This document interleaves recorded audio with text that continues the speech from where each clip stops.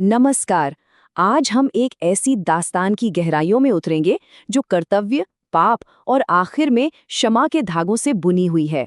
ये कहानी है भगवान विष्णु के छठे अवतार परशुराम की और उनके उस प्रायश्चित की जिसने इतिहास पर एक अमिट छाप छोड़ दी।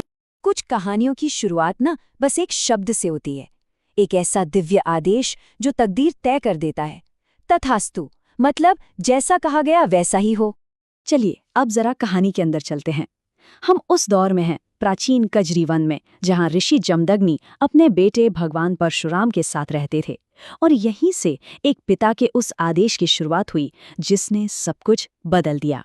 और यहीं पर कहानी का वो हिस्सा आता है जो दिल को झकझोर देता है। एक बेटे का कर्तव्य और एक पिता का आदेश। जरा सोचिए, उस बेटे पर क्या बीती होगी जब उसे वो भयानक हुक्म मिला होगा। आदेश सीधा और दिल दहला देने वाला था।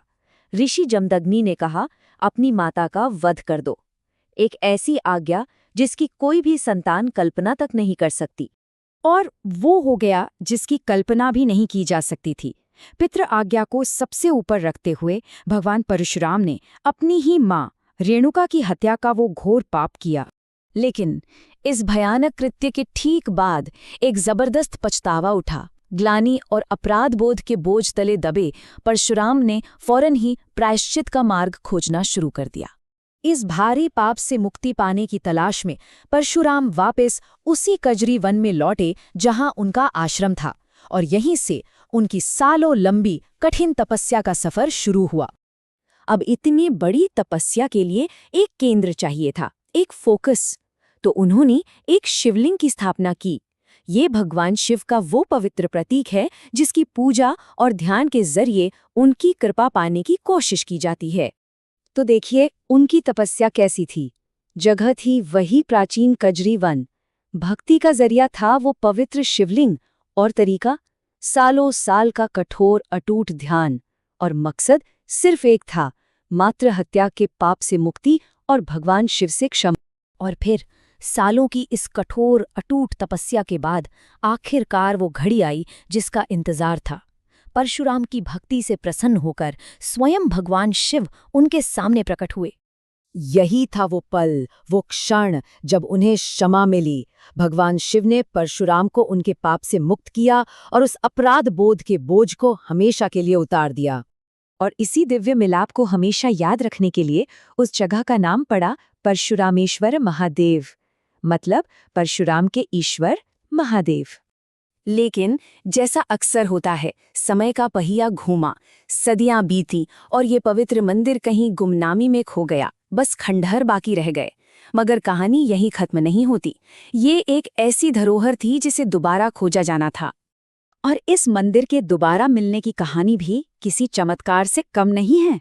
कहते हैं बहुत समय बाद जब लंधौरा की रानी उस इलाके से गुजर रही थीं, तो उनका हाथी अचानक एक जगह पर रुक गया और आगे बढ़ने से मना करने लगा। रानी को कुछ अंदेशा हुआ और उन्होंने उसी जगह खुदाई का हुक्म दिया। और जानते हैं क्या मिला?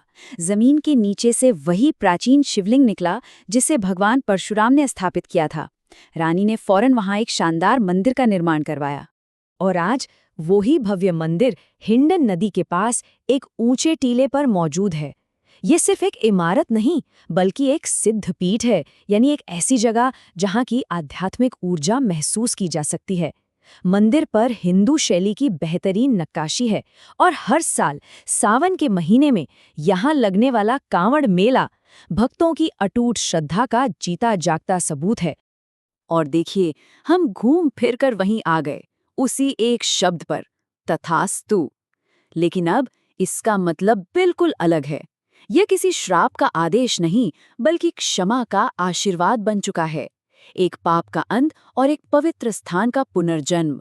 तो आखिर में ये कहानी हमें एक बहुत बड़े सवाल के साथ छोड़ जाती है। पवित्र कर्तव्य की रेखा कहाँ खत्म होती है और घोर पाप की शुरुआत कहाँ से होती है? ये एक ऐसा सवाल है जो न सिर्फ इस कहानी की गहराई को दिखाता है, बल्कि हमें अपने धर्म संकटों पर भी सोचने को मजबूर करता है।